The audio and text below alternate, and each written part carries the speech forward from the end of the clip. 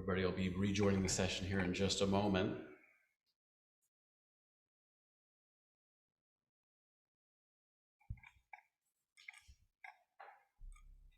We'll give them here another 14 seconds and then we'll get started.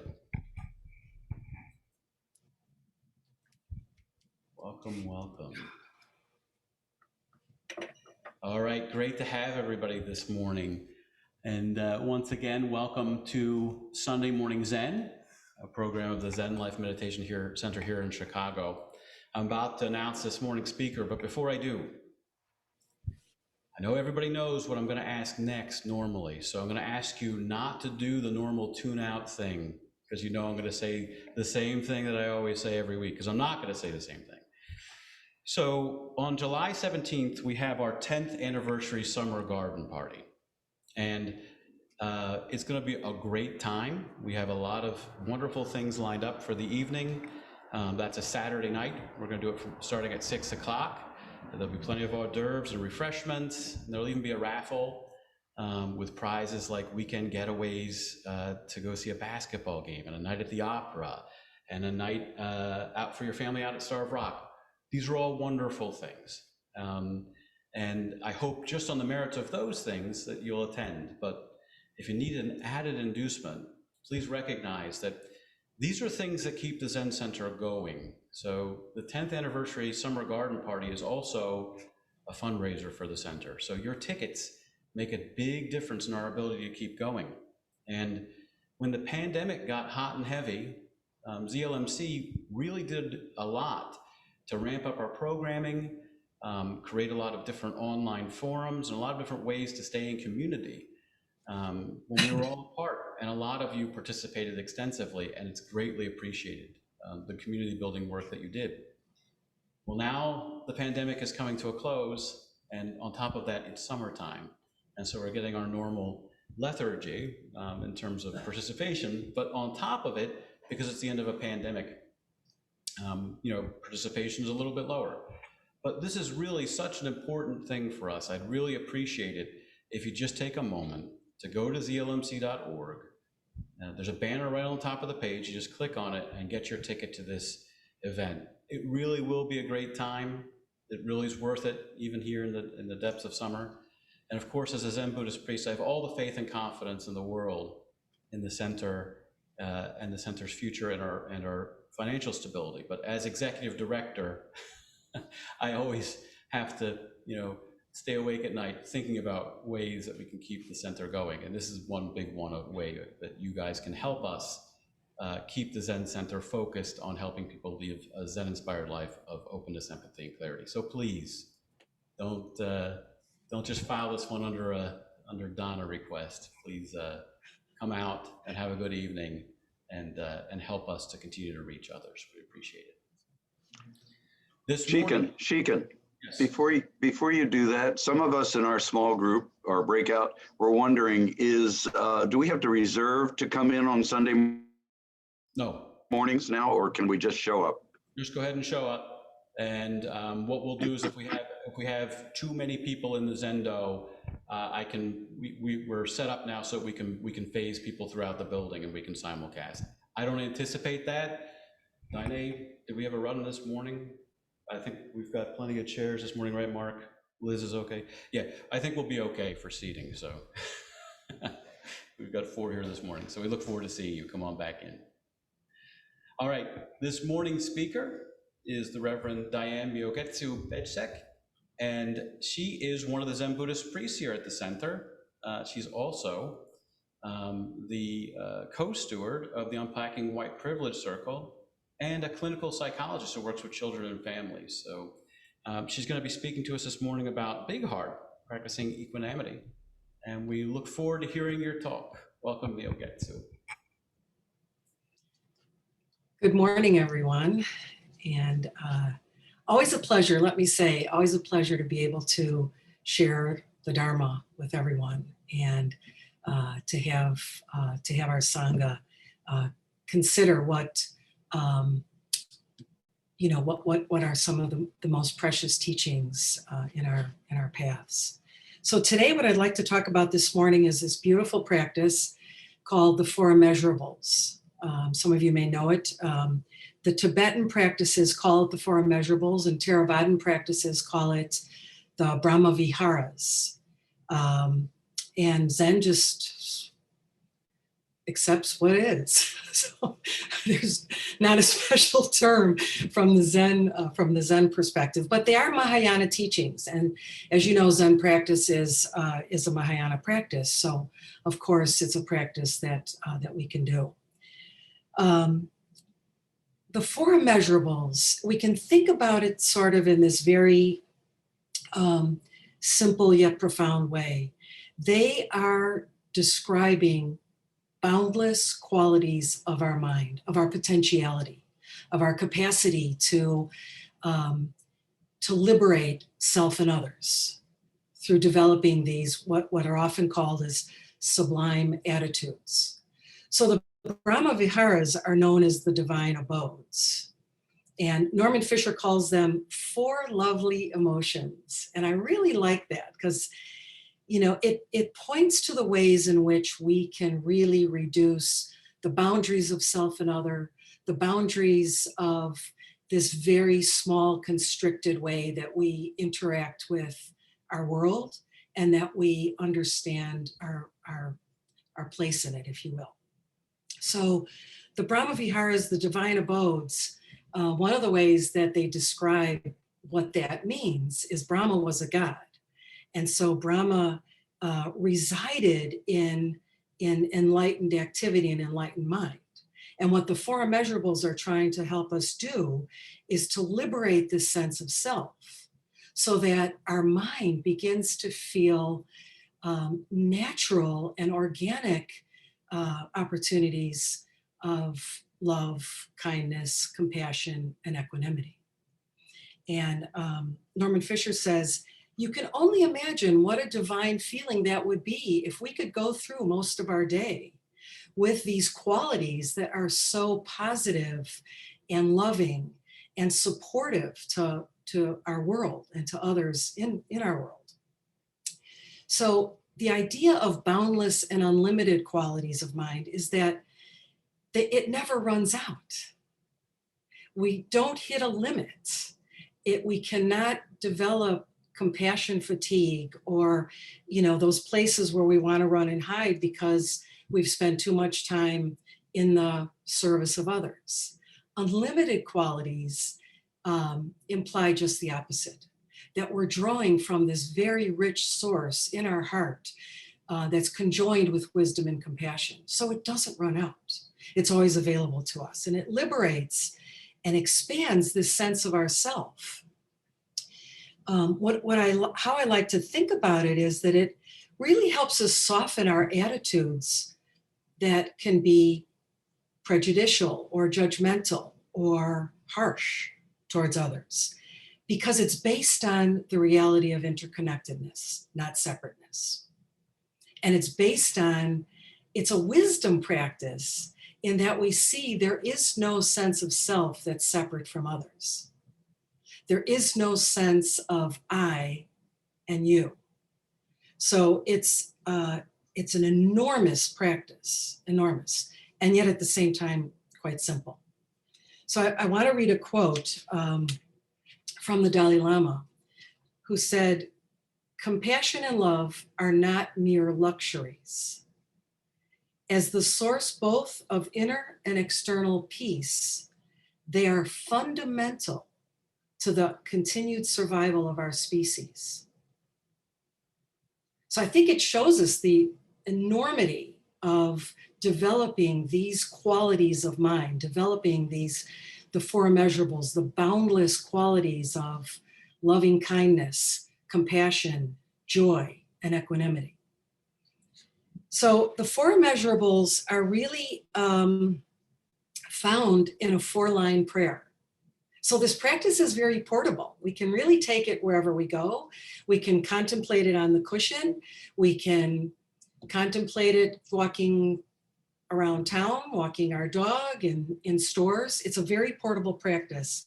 And I want to read the prayer first, and then I'm going to briefly talk about the first 3, but we're actually going to focus on equanimity And I like to think of it, these four qualities are often referred to as the four faces of love. So they're ways to deepen our love in a very spacious, they're very vast practices. It's getting us out of this little small place of mind, of body, of location. It's really about expansion. It's really about a spacious way of thinking of self and others that diminishes boundaries. So here's the prayer, and there's many versions of it, but this is one of my favorites.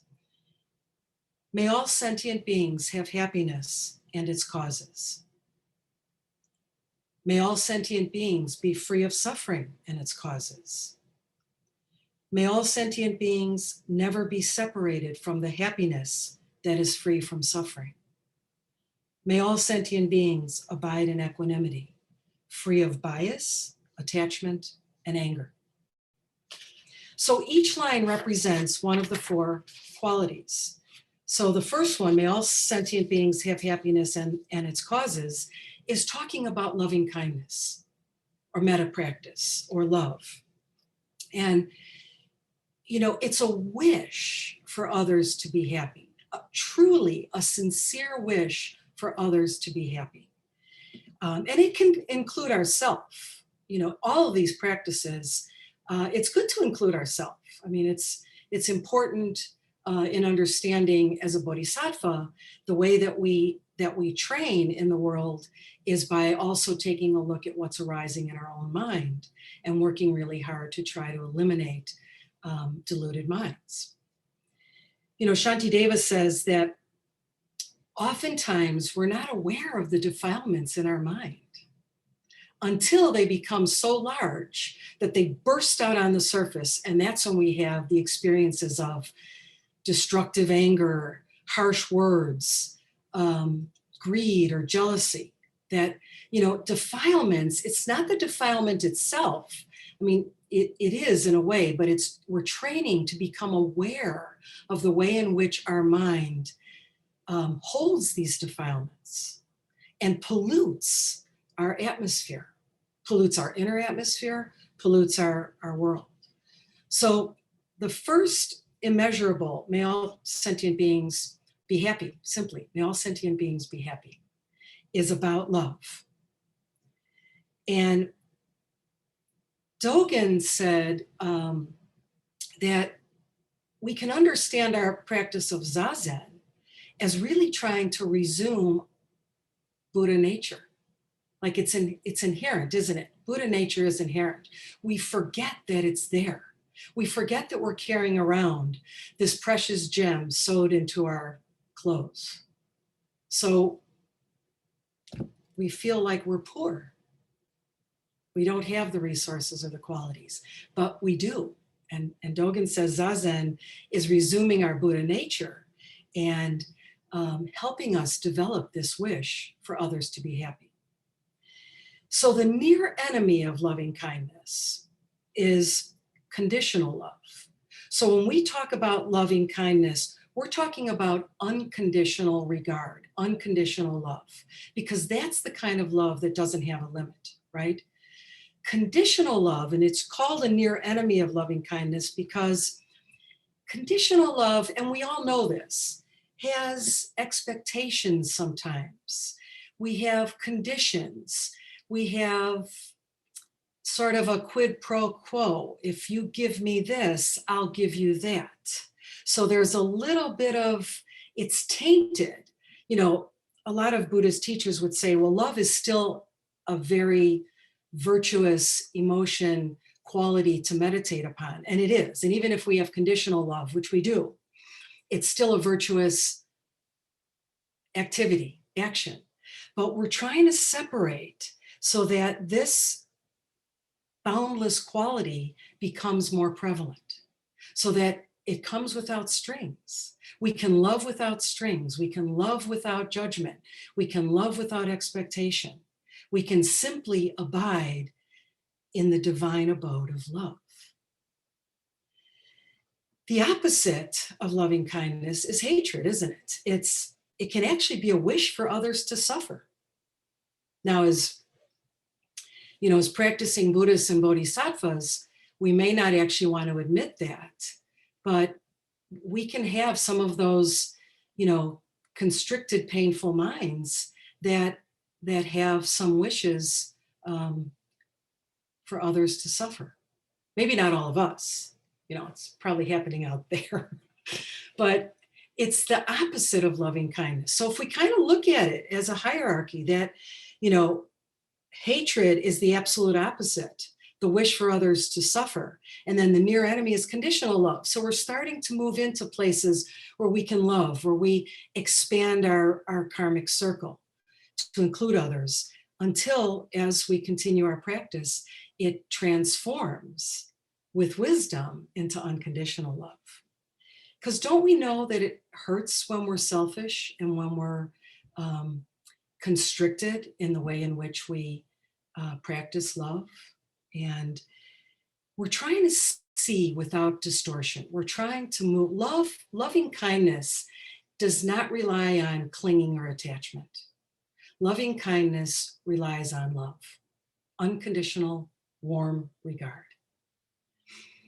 So we need wisdom practices because we understand there's a lot of negative emotions out in the world, and there's a lot of negative actions, mostly because of our wish to achieve something, to be happy.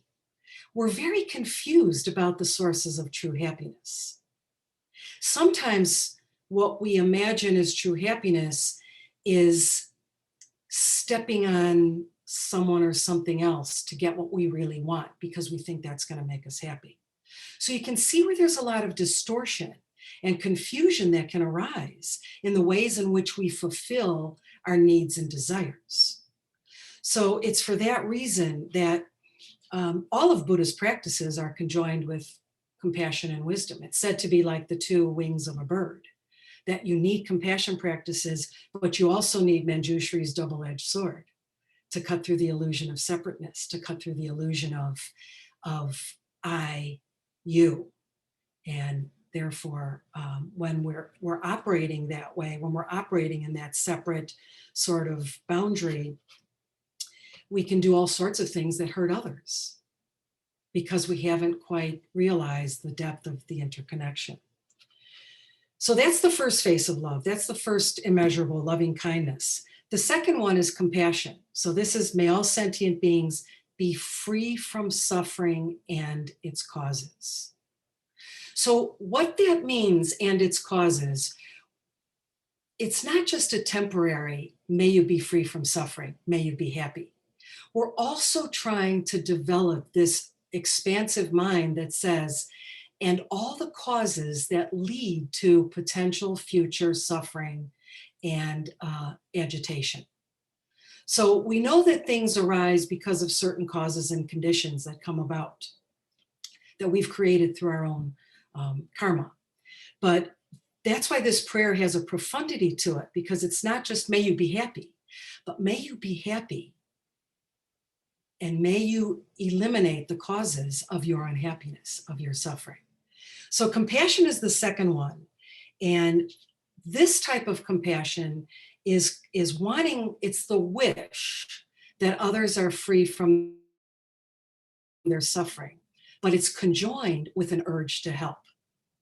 So we can have a lot of wishes for people to be free from suffering. And it would be akin to if you saw your child or someone that you dearly loved about to walk out in the street and be hit by a car. You wouldn't sit on the sideline going, gosh, I hope you're going to be okay.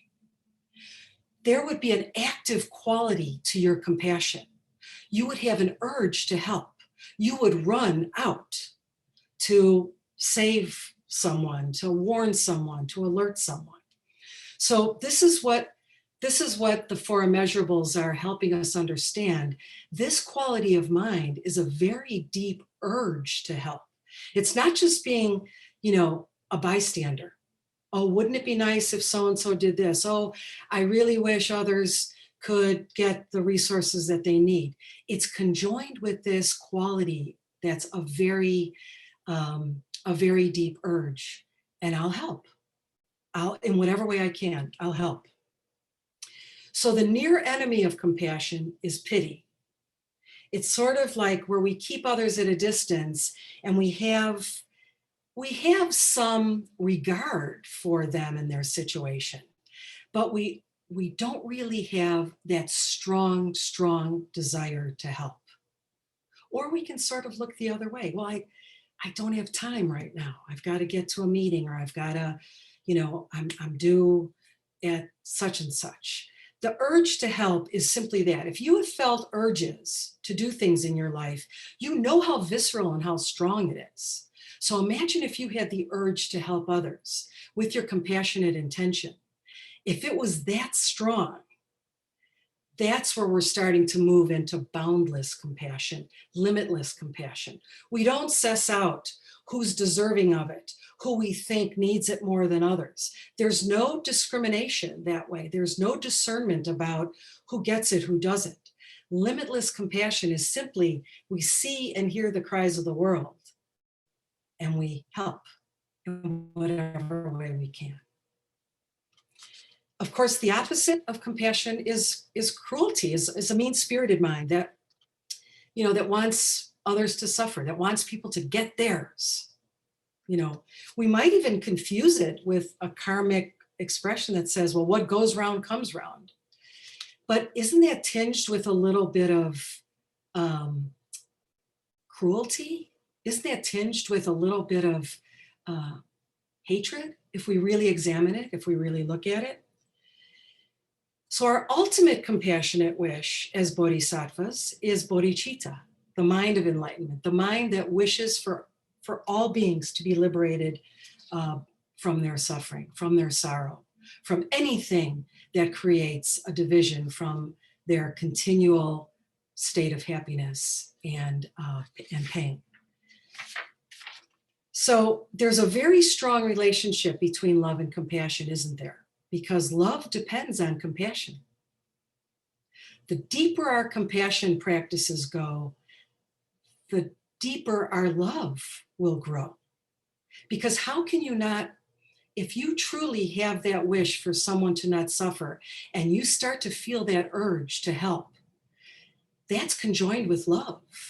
You already are experiencing that in your close karmic circles of spouses or children or grandchildren or even pets, where it's very deep, it's very loving. So the root of compassion is this phrase, as I suffer, so do all beings suffer. And as all beings suffer, so do I. So we're continually trying to break down the boundaries, I, you. Because in Buddhism, the emptiness teachings are all about trying to help us understand that this sense of self that we so cling to as independent, as an independent entity, is an illusion. And our practice of Zazen and our practices on and off the cushion are helping us to realize the illusory nature, the transient nature of self, so that it becomes more porous. And we don't see it constrained and constricted in just this form that's appearing as Myogetsu, or as the form that you currently inhabit. So we know the practice of Tonglen, and I know Shishin loves this practice, as do I. The practice of Tonglen, or taking and giving, is about a way that we can strengthen our compassion. So there's so many practices to help us develop these limitless qualities of mind. And it starts with a virtuous desire that we want to do it, that we feel that it's possible, and we're interested in it. If we're not interested in something, it's pretty hard to put in the cushion time or the off cushion time to actually accomplish it or to actually do it. So the third face of love is joy, or sometimes you'll hear it described as sympathetic joy. I love to think about this one as rejoicing in others' good qualities and good fortune. So it's a wish.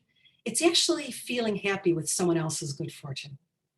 You know, your neighbor just won the Mega Million jackpot and you think, how wonderful. Do we think that? Or do we think, why couldn't it have happened to me? So sympathetic joy is taking delight in someone else's happiness, taking delight when something happens to someone that's really positive, that's really something that they wanted, regardless of whatever the desire or um, piece is, that we're just taking delight in someone else's happiness. So it's a practice of rejoicing. We can watch the news and see someone, have a wonderful celebration with family and think, how wonderful. So the near enemy of joy in someone else's experience is what's called affectation or hypocrisy, where, you'll say to someone gets a promotion at work and you're up for it as well. And we'll say to someone, nice job. But in our heart, it's not really a connect. It's not, our words are sort of reflecting that hypocrisy. It's not the boundless, limitless quality of taking delight in someone else's happiness, in someone else's good fortune. The opposite is flat out jealousy. We just can't accept when something goes right for someone else, or someone is the recipient of certain resources or relationships or good fortune. It's very difficult to accept this. And so we feel the constriction, and you can feel the constriction in your own mind and heart when these opposite qualities, these opposite attitudes arise. We sort of contract and withdraw because we're feeling limited. We're feeling tired. We're feeling like we don't have enough to give. And so that's why the four immeasurables are really a practice of seeing that there is no separation and that we're just simply engaging in the bodhisattva practices of doing what we can when we can do it. And our practice of zazen, which keeps us on the cushion and helps us observe these states of mind, we're actually trying to see the states of mind. Well, not trying, it comes up. You don't have to wish for it to happen. You can be sitting there in the most peaceful way and suddenly something bursts into your internal scene and you're like, oof, that again. So very, very easy to see that in Zazen. And we're trying to practice this stability of awareness and concentration so that we can catch it more quickly and catch it particularly when it's gonna harm someone, including ourselves. So when we start to realize that this sense of self is more transient and more porous, we can really start to relax this deeply entrenched sense of me. Because Shantideva talks about all the problems in the world arise from wishing ourselves to be happy, and all the suffering in the world arise from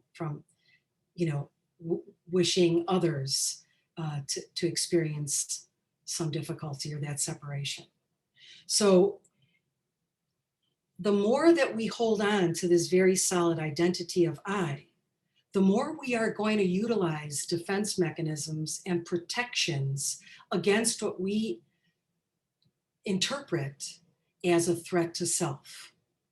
So someone criticizes us, someone says unkind words, we lose out on a position that we've been applying for. Immediately, this sense of I goes to our rescue and develops arrogance or pride or anger or negativity or jealousy.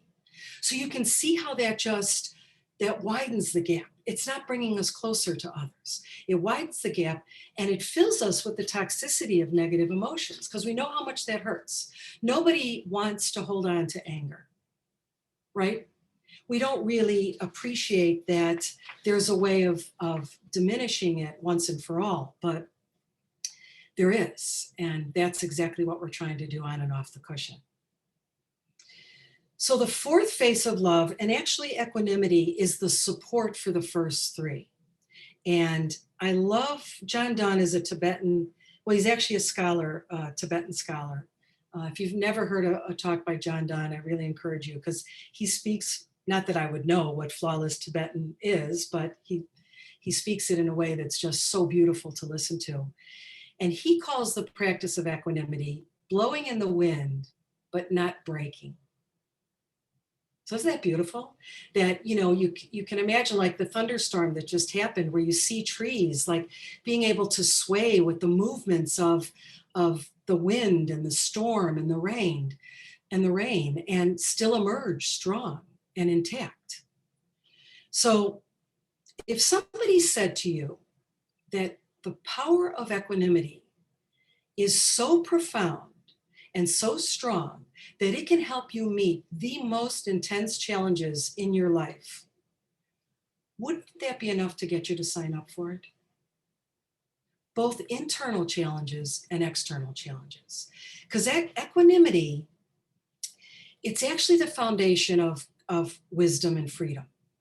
So again, wisdom, we're understanding that we're not separate from others. And as those boundaries lessen, the self as we know it and as we grip onto begins to soften and begins to lessen. So there's two central paths in Buddhism to diminish this constriction of self. One path is the path of bodhicitta, where we're developing the Mahayana practice of the Bodhisattva practices. We're engaging in the 6 perfections. As Shikan said, the foundation series will explain these and will teach these. The 6 perfections help us develop other qualities of mind and service to others that are expansive, that are helping us expand and move beyond little self, little mind. The other path is the path of wisdom. So these are emptiness practices. These are practices of continually sitting on the cushion, becoming more intimate with all those we meet and see and think about. We deeply understand through wisdom practices, through the practice of emptiness, there is no separation. So you're fighting yourself. You're holding on to anger when, Buddha said it's sort of the wish that that harm comes to someone else, but you drink the poison. So it has that quality to it. So the practice of equanimity is a very clear and tranquil state of mind. It's not indifferent. It's not lukewarm neutrality. It's not apathy. Sometimes we think, oh, that seems like a boring place to live. Just, I'm just kind of in the middle all the time. It's quite the opposite. It's quite the opposite. The near enemy of equanimity is indifference, where we don't really care one way or the other. And maybe you've thought that at various times, or like, oh, I don't care. It's all right, whatever. We have a little bit of a flippant regard, but that's indifference. And it's really still another form of selfishness or egotism. So the opposite of equanimity is this constant state of worry or stress or even paranoia, where we divide things and people into good and bad, which is true, isn't it? Like, equanimity helps us maintain a very balanced composure, calm, clear, because again, we're drawing from compassion and wisdom practices. So wisdom practices help us understand true discernment and what we're not used to discriminating. Because otherwise it's very easy to say, well, I want that, I don't want that. If we just look at our needs and wants throughout the day, how many needs and wants do we generate? And John Donne talked about, if we truly practiced satisfying our needs instead of all our wants, it's a much simpler practice and it's closer to equanimity. Because what do we need? We need water, we need air, we need food, we need warmth and shelter. And he kind of encourages us to look at when a want arises, that we sort of check it out, observe it. Do I want this, really? Why do I want it? How do I think it'll satisfy my need for happiness or my intimacy with others? So equanimity is not impartial and it's not fragmented. Equanimity is a practice of inclusiveness. So we include everything without this space of good or bad. Because those are the places, attachment, aversion, those minds are going on all the time throughout the day, aren't they? Even little things we think, I don't really want to do that. I don't really want that. We can, even in very subtle ways, we are constantly practicing attachment and aversion. So the practice of equanimity is holding steadfast to the center. Because when our mind is practicing attachment or aversion, it's disturbed, isn't it? There's an agitation about it. Even attachment that feels like we want something, it's still an agitated quality of mind. Anytime you may have, I'll admit that I like technology and I like, the new Apple gadgets that are on the horizon. But we can spend an inordinate amount of time researching it, thinking about it. Should I buy it? Should I spend it? Well, that's an agitated mind. It's not really a peaceful mind if we think about it. It's not a calm mind, and it's certainly not a mind that's including others. We're not saying how wonderful if everyone could have a new iPhone. We're really just kind of thinking about ourselves. So you can see this inclusivity of equanimity that's really trying to diminish the ways in which we judge good, bad, want this, don't want that. It's kind of a push-pull throughout our day. No wonder we end up exhausted before we go to bed, that there's sort of this constant push and pull towards what we like, away from what we don't like. And so we start to observe that in the course of our day. And equanimity helps us face the world without feeling flattened by it, without being overwhelmed by it. So I want to read you a quote from Thich Nhat Hanh when he said, "When I was a novice, I could not understand why, if the world is filled with suffering, the Buddha has such a beautiful smile. Why isn't he disturbed by all the suffering? Later, I discovered that the Buddha has enough understanding, calm, and strength. That is why the suffering does not overwhelm him. He is able to smile to suffering because he knows how to take care of it and how to transform it. We need to be aware of the suffering, but retain our clarity, calmness, and strength so that we can help others transform the situation." And this is beautiful. "The ocean of tears cannot drown us if karuna or compassion is there. That's why the Buddha's smile is possible." So it's one of my practices I'll share when I get into like a little bit of a, grumpy state or one that's not exactly positive. And all you have to do is look at an image of Buddha and look at the smile, look at the face, look at the serenity, look at the calmness, and guarantee it shifts your mood. It's such a beautiful, easy practice, portable. Just, you just simply look at an image and look at the smile. So I think Thich Nhat Hanh really has a beautiful way with words.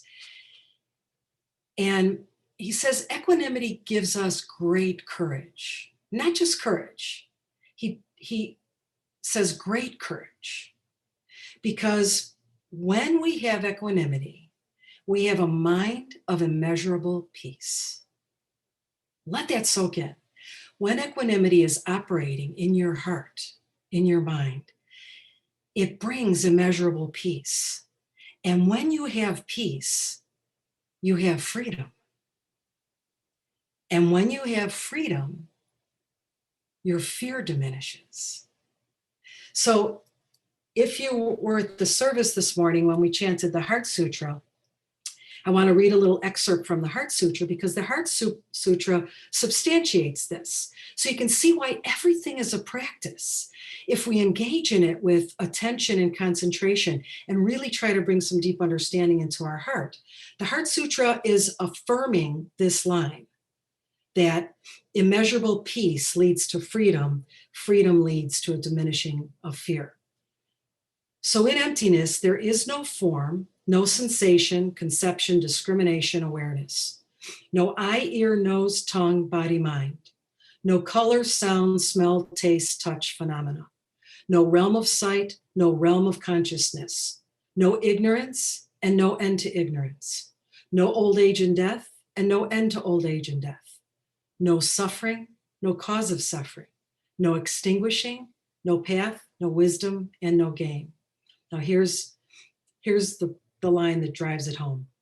No gain, and thus the bodhisattva lives prajna paramita, with no hindrance in the mind, no hindrance, therefore no fear.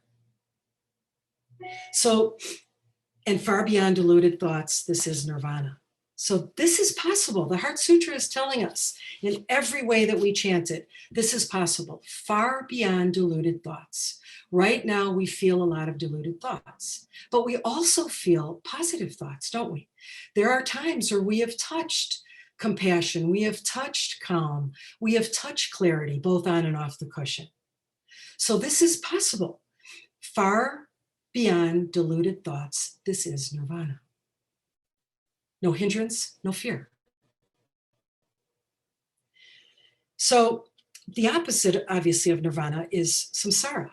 And we know as samsaric beings, we're caught in the wheel of suffering because this push-pull towards attachment and aversion and not really diminishing the boundary of self with others really keeps us caught in this cycle of birth, death, rebirth. It's keeping us very stuck in the very things that we don't want to experience. We do it over and over again. And Shanti Deva says, even though we don't wish for suffering, we run towards it like a moth to a flame, right? So we don't deeply understand what is the true source of happiness, what is what are the causes of happiness that are not transient, that are not transitory, that are not impermanent. So the other piece that equanimity, it's a protector from the 8 worldly concerns. I don't know if you sometimes they're called the 8 worldly winds. So it's eight qualities, 8 sort of dichotomous qualities that show us this instability of mind, the way that our mind gets so quickly knocked off center. Because remember, equanimity is, we're trying to remain in the center. We're trying to remain with some sense of balance. So the first one is praise, blame. So we're usually happy when somebody praises us, and we get kind of cranky and crabby if someone blames us. Again, it's that push-pull. We can't maintain the impartiality of their just words. And it's someone that is suffering. It's someone that I have to work towards loving more. The second pair is success or failure, or sometimes you'll hear it as gain or loss. So we get something, we're happy. We lose something, we're sad. Or unstable. You can see the instability. You can see the ways in which it changes our mood. It changes our capacity to go outwards. It changes the spaciousness of our mind, of developing these qualities. The third one is pleasure or pain. We want pleasure and we want to avoid pain. Simple. We don't think that there's a way that we can stand in the face of pain and have a calm, clear mind. But that's the Buddha's smile, right? We have the capacity to develop Buddha's smile. The Tibetans used to say, as we're out and about in our day, we should develop the practice of always being on the verge of smiling. As we see everybody, as we see others, as we see events, as we see things, that we're trying to develop this warm regard. And the last one is good or bad reputation. So equanimity, because it's going at the heart of the way in which we attach or avoid, you can see how it starts to lessen, or it gives us the capacity to lessen these 8 worldly concerns or the 8 worldly winds. And that's what John Donne said in, blowing in the wind, but not breaking. It's not that these situations don't happen. We're not becoming robots. Situations will happen. Things will arise that are about loss or blame or bad reputation. But we're learning not to get caught up in it. We're learning to be able to stay more neutral. And we're really valuing that we can deal with whatever situation that arises. That's why equanimity is the great protector. And that's why it gives us the capacity. It truly gives us the potential to deal with whatever situation arises in our life without being scared, without running from it. As horrific as it is, we can simply approach it with clarity, with calmness, with courage, with inner strength, with love. That's why when we can look at others who are suffering something that we know of, and we can approach it with deep, deep compassion. We can imagine that we have Buddha's smile and that we are saying, may you be free from suffering and its causes. And we can repeat that over and over again. May you be free from suffering and its causes. Until we develop that quality of limitless loving kindness, limitless compassion, limitless joy, limitless equanimity. So we're trying to take a look, aren't we, at what's the world that we create with our needs and wants? And what's the world that we create in relation to other people? Because if we're just going through our life dividing good, bad, yes, no, want this, don't want that, that's how in and out groups are formed, aren't they? Our in group are people like us, people we like, people that do things for us, people that we do things for. We love them, they love us. So they're in our in group. And Buddhist practice is about, and particularly the practice of the four immeasurables, is about helping us develop an in group that includes everyone in the world. There's no exclusion. That's what equanimity is about. There's no exclusion. But it's true and sincere. And so we have to practice towards this. It's not something that comes quickly or without us putting in the time, but it's possible. That's why I love the thought of Buddha's smile, because I think, of course, this is available to us. And we know that when we have these in and out groups, we have all witnessed the horrors of trying to wipe out opponents. We have witnessed the horrors of trying to wipe out opponents. How many enemies can you get rid of? They'll come back. And you know what? We're probably on somebody's list of an enemy.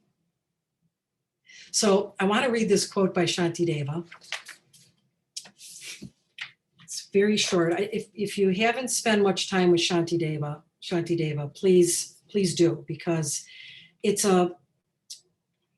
they're actually meditations. They're 4-line phrases related to developing qualities of mind. But here's what Shantideva says about how we try to wipe out opponents, or how we're sort of led by these out groups that really don't serve us or the world. He says, harmful beings are everywhere like space itself. Impossible it is that all should be suppressed. But let this angry mind alone be overthrown, and it's as though all foes had been subdued. So that's it, right? If we can eliminate the anger, the jealousy, the envy, the greed, the impatience, if we eliminate those angry minds, you can see where it would be a divine abode. Wouldn't you like to live there? I would. In the mind of love, in the mind of kindness, in the mind of compassion, in the mind of joy, in the mind of equanimity. Recognizing that self and others, it's just our arbitrary concept. It's just mere label. It's just mere name, isn't it? that it's I and you.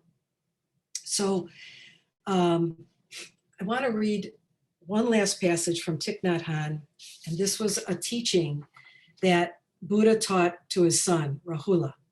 And this is from Thich Nhat Hanh's book, Old Path, White Clouds. Wonderful book. So this is Buddha talking to his son. Rahula, practice loving kindness to overcome anger. Loving kindness has the capacity to bring happiness to others without demanding anything in return. Practice compassion to overcome cruelty. Compassion has the capacity to remove the suffering of others without expecting anything in return. Practice sympathetic joy to overcome hatred. Sympathetic joy arises when one rejoices over the happiness of others and wishes others well-being and success. Practice non-attachment to overcome prejudice. Non-attachment is the way of looking at all things openly and equally. This is because that is myself and others are not separate. Do not reject one thing only to chase after another. I call these the four immeasurables. Practice them and you will become a refreshing source of vitality and happiness for others. So what I'd like to do just for 2 or 3 minutes is to just have us contemplate the prayer. I'm going to recite the prayer as you're sitting comfortably and sort of relaxing, and bring the prayer to mind. First of all, just contemplate the words of the prayer. And then I'll direct you to think of someone that you cherish, that you deeply love and that you deeply cherish. And you can feel the extension of this wish towards someone that you already naturally cherish and love, okay? So find a comfortable spot just to sit quietly for a couple seconds. Just take a deep breath or two, 1 or 2 deep breaths. Bring some spaciousness back into your heart and your mind.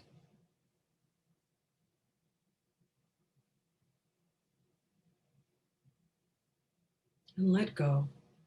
Just let go. Let go some more. Let go even more.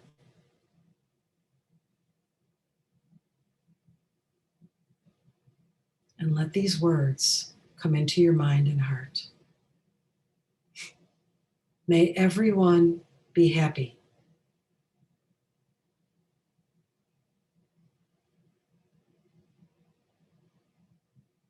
May everyone be free from misery.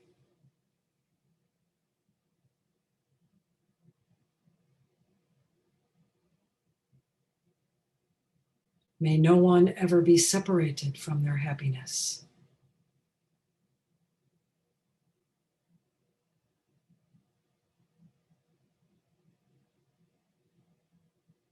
May everyone have equanimity, free from hatred and attachment.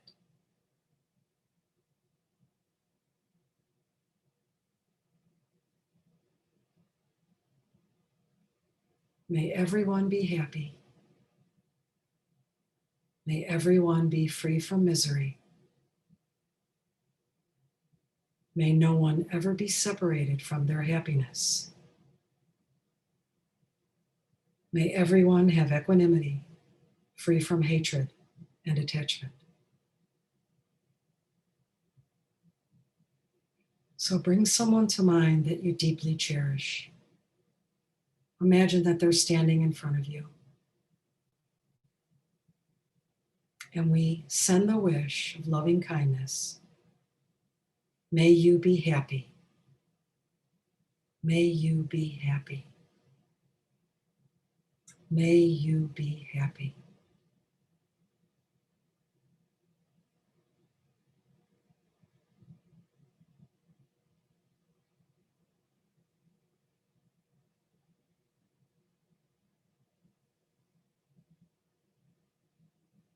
And we deepen this wish so that it becomes a compassionate wish. May you be free from misery. May you be free from misery. May you be free from misery.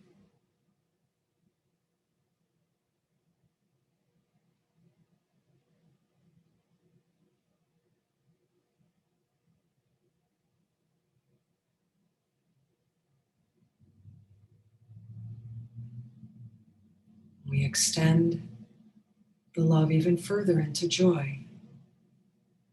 May you never be separated from your happiness. May you never be separated from your happiness. May you never be separated from your happiness.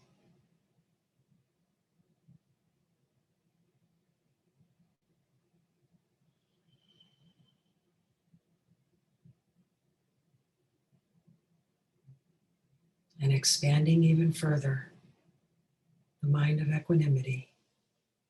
May you have equanimity, free from hatred and attachment. May you have equanimity, free from hatred and attachment. May you have equanimity, free from hatred and attachment.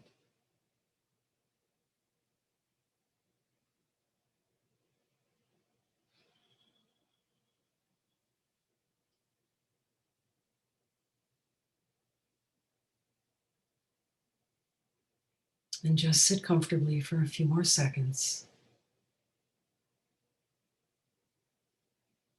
feeling the expansiveness of your mind, of your heart, the spaciousness, the love.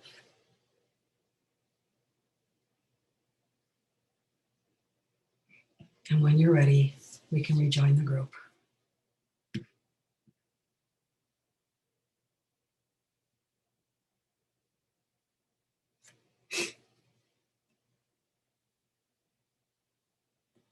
Thank you.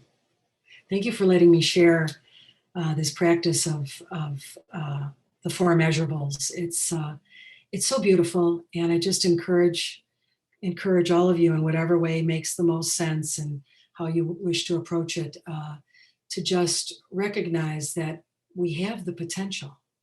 This is not some far-flung theory or practice. We all have the potential. We have that beautiful gem sewn into our pocket or sewn into our robes. Let's realize that it's there. So thank you. I know we might have just a few minutes for any questions or comments. Hi, Diane. I just wanted to say thank you. That was so beautiful and inspiring, really. I really enjoyed that this morning. Thank you, Kelly.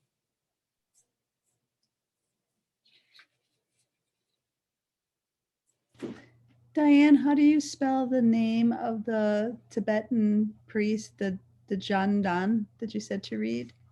Oh, Shanti Deva? No, you mentioned another one. It was Thich Nhat Hanh. no, there was a third one, Jandan.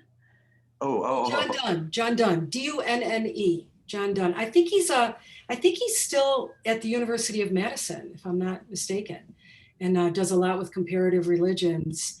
But he, if you check out the Upaya Zen podcasts, he teaches a lot at Upaya Zen Center in, is it Santa Fe, Shishin, or Albuquerque? Santa Fe.